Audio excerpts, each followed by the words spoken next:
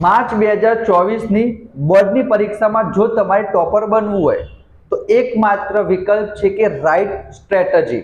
જો તમારી સ્ટ્રેટેજી એકદમ સાચી હશે તો તમારી એક્સપેક્ટેશન 60 માર્ક્સની હશે તો 65 આવશે, 70 આવશે, એના કરતાં પણ વધારે આવશે વિથ ધ રાઈટ સ્ટ્રેટેજી. વિજ્ઞાનની અંદર 13 ચેપ્ટરમાંથી 5 થી 6 ચેપ્ટર એવા છે જેમનું વેઇટેજ ટોટલ 50 માર્ક્સ કરતાં વધારે થાય છે. તો પહેલા 5 ચેપ્ટર કરવાના. કયા ચેપ્ટર કરવાના? ઓલરેડી 2 વિડીયો આપણે અપલોડ કરી દીધા છે. 5મું ચેપ્ટર જૈવિક ક્રિયાઓ, 3જું ચેપ્ટર ધાતુ અને અધાતુ. મોસ્ટ ઇમ્પોર્ટન્ટ ક્વેશ્ચન આપણે કહી દીધા છે, એનામાંથી પૂછાવાના ચાન્સીસ 100% નહીં પરંતુ 90% કરતાં વધારે છે. તો આજના વિડીયોમાં એક બીજું ચેપ્ટર લઈશું, એની પીડીએફ પણ હું તમને આપીશ. છતાં પણ તમારાથી યાદ નથી રહેતું તો તમે મને કોમેન્ટ બોક્સમાં જણાવો. એના ઉપર આપણે એક અલગથી સેપરેટલી વિડીયો બનાવીશ જેમાં આખો ક્વેશ્ચન હું તમને સમજાવીશ. કેટલા પોઈન્ટ તમારે લખવા, કયા પોઈન્ટને સ્કીપ કરવા, બોર્ડની પરીક્ષામાં કઈ રીતના લખવું, first impression is the last impression, બધી જ વસ્તુ હું તમારી સાથે શેર કરીશ. તો વિડીયોને અંત સુધી જોજો. સબસ્ક્રાઇબ ના કર્યું હોય તો બે હાથ જોડીને નમ્ર વિનંતી કરું છું, સબસ્ક્રાઇબ કરી દેજો, લાઈક કરી દેજો, દોસ્તો સાથે શેર કરજો. તો આપણે સ્ટાર્ટ કરીએ. તો વિદ્યાર્થી મિત્રો, આજે આપણે જોવાના છીએ 11મું ચેપ્ટર વિદ્યુત ઇલેક્ટ્રિસિટી. આ પણ વિદ્યાર્થી મિત્રો 10 માર્ક્સનું ચેપ્ટર છે. આમાં વિદ્યાર્થી મિત્રો કેવા ક્વેશ્ચનો પૂછાશે? 3 માર્ક્સનું ઓબ્જેક્ટિવ હેતુલક્ષી પૂછાશે, એક વાક્ય, ખાલી જગ્યા અને ખરા ખોટા. અહીંયા વિદ્યાર્થી મિત્રો 2 માર્ક્સના 2 ક્વેશ્ચન પૂછાશે, એટલે કે એ 4 માર્ક્સ થઈ ગયા. એક ક્વેશ્ચન 3 માર્ક્સનું પૂછાશે, એટલે કે 7 અને 3 હેતુલક્ષી. હેતુલક્ષીમાં શું પૂછાશે હું તમને થોડુંક આઈડિયા આપી દઉં કે એક અવરોધનો ક્વેશ્ચન પૂછાવાના ચાન્સીસ છે. અને જેટલા પણ વિદ્યાર્થી મિત્રો રાશિ આવે છે બધાના એકમ કરી દેજો. જેમ કે વિદ્યુત પ્રવાહનો એકમ એમ્પિયર થાય. મારા સામુ જુઓ વિદ્યાર્થી મિત્રો, જસ્ટ હું અહીંયા વચ્ચે આવી જાઉં. વિદ્યુત પ્રવાહનો એકમ એમ્પિયર, વિદ્યુત સ્થિતિમાનના તફાવતનો એકમ વોલ્ટ થશે, પાવરનો એકમ વોટ થશે. એમાં કન્ફ્યુઝન ના થતા.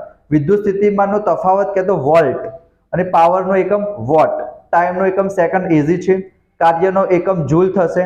બધાના એકમ થઈ જાય તો અમુક સૂત્રો છે વિદ્યાર્થી મિત્રો, I બરાબર Q અપોન T, V બરાબર W અપોન Q. પાવરના 3 સૂત્ર છે, P બરાબર VI, P બરાબર I સ્ક્વેર R, P બરાબર V સ્ક્વેર અપોન R. ઓમનો નિયમ છે V બરાબર IR. એના પછી અમુક બીજા 2-3 સૂત્રો છે, H બરાબર I સ્ક્વેર RT. આ બધા હેતુલક્ષીમાં પૂછાઈ જાય. શ્રેણી જોડાણ, સમાંતર જોડાણ કરી દેજો. અને એક દાખલો આ પરીક્ષામાં 2 માર્ક્સમાં પૂછાશે જ. વિભાગ બીમાં 2 ક્વેશ્ચન પૂછાશે, એમાં માનીને ચાલો એક દાખલો પૂછાશે અવરોધનો. અહીંયા પહેલો ક્વેશ્ચન જુઓ વિદ્યાર્થી મિત્રો. પહેલો ક્વેશ્ચન છે 12 વોલ્ટ, V બરાબર 12 આપેલું છે, Q બરાબર 2 આપેલું છે, કાર્ય શોધવાનું છે. તો W બરાબર શું થાય? બંનેનો ગુણાકાર કરવાનો, 12 દુ 24, 24 જૂલ. તો સિમ્પલ ક્વેશ્ચન છે, 1 માર્ક્સમાં પણ પૂછાઈ જાય. બીજો નિયમ, બીજો ક્વેશ્ચન ઇમ્પોર્ટન્ટ છે, ઓમનો નિયમ 2 માર્ક્સમાં પણ પૂછાય, 3 માર્ક્સમાં પણ પૂછાય. ત્રીજા નંબરનો ક્વેશ્ચન, જેટલા પણ વિદ્યાર્થી મિત્રો દાખલા પૂછાશે, સમ પૂછાશે, માનીને ચાલો કે ટેક્સ્ટ બુક ના જશે, રકમ ચેન્જ કરી શકે એ લોકો, પણ ઇનટેક્સ ક્વેશ્ચન તમે કરી દીધા, સ્વાધ્યાય કરી દીધા, એનો મતલબ કે તમને આવડી જશે. તો ત્રીજો ક્વેશ્ચન એ જ છે. ચોથો શ્રેણી જોડાણ અને સમાંતર જોડાણ. મોસ્ટ ઇમ્પોર્ટન્ટ ક્વેશ્ચન કે શ્રેણી જોડાણનું સૂત્ર સાબિત કરો, R બરાબર R1 plus R2 up to Rn.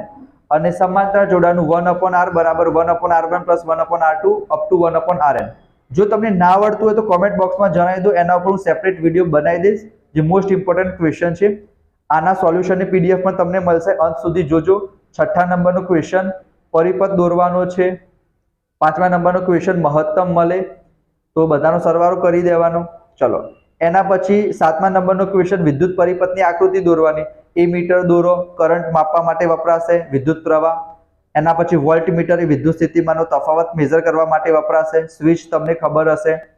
એના પછી બેટરી આવે છે, સેલ આવે છે. વિદ્યુત સ્થિતિમાનનો તફાવત એટલે શું, વિદ્યુત પ્રવાહ એટલે શું, એકમ લખો, સૂત્ર લખો.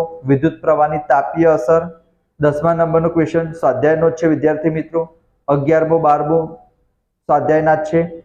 13મો ક્વેશ્ચન ઇમ્પોર્ટન્ટ, સમાંતર જોડાણ, શ્રેણી જોડાણ. ગાલામાં પણ આપેલું છે પહેલા પ્રશ્ન પેપરમાં. વિદ્યુત પ્રવાહની વ્યાખ્યા, એનો એકમ. વિદ્યુત અવરોધ R બરાબર ρ L બાય A. અવરોધનો એકમ ઓમ થાય, અવરોધકતાનો એકમ ઓમ ઇન્ટુ મીટર થાય. કઈ બાબત ઉપર આધાર રાખે છે? જૂલનો તાપ્ય નિયમ ઉપર પણ આવી ગયું. વિદ્યુત પાવર P બરાબર VI. એનો એકમ, એની વ્યાખ્યા. 18મા નંબરનો મોસ્ટ ઇમ્પોર્ટન્ટ ક્વેશ્ચન સમાંતર જોડાણ શ્રેણી જોડાણનું સૂત્ર મેં તમને પહેલા જ કહી દીધું. તો આપણે તમે જોયું હશે ઓલરેડી 2 વિડીયો અપલોડ કરી દીધા છે. એમાં 50-60 ક્વેશ્ચન નથી, 15 થી 20 ક્વેશ્ચન છે વિદ્યાર્થી મિત્રો. એમાં પણ અમુક રિપીટ થાય છે. આજે પણ 18 ક્વેશ્ચન છે વિદ્યાર્થી મિત્રો. એટલીસ્ટ તમે 2-3 દિવસમાં 18 ક્વેશ્ચન થઈ જાય. રોજના 5-5 6-6 ક્વેશ્ચન કરો તો પણ એનું સોલ્યુશન પણ હું તમને આપી દઈશ. ડિસ્ક્રિપ્શનમાં આપણા ટેલિગ્રામ ચેનલની લિંક છે, એમાં જોડાઈ જજો. લાઈવ સેશન આપણે લેવાના સ્ટાર્ટ કરી દઈશું થોડાક જ દિવસોમાં. તો તમે મને લાઈવ સેશનમાં પણ ડાઉટ પૂછી શકશો, બેઝિક ગણિતના કે પછી ઇંગ્લિશ ગ્રામરના. સ્ક્રીન ઉપર તમને બીજા બધા વિડીયોની જો લિંક દેખાતી હોય તો ત્યાં તમે ક્લિક કરી દેજો અને 2 હાથ જોડીને નમ્ર વિનંતી કરીશ કે સબસ્ક્રાઇબ કરી દેજો વિદ્યાર્થી મિત્રો. તમારા માટે ખૂબ જ ઉપયોગી સાબિત થશે આ ચેનલ. તો મળીશું આપણે નેક્સ્ટ વિડીયોમાં. ત્યાં સુધી જય હિન્દ, જય Bharat. Thank you so much. જય શ્રી રામ.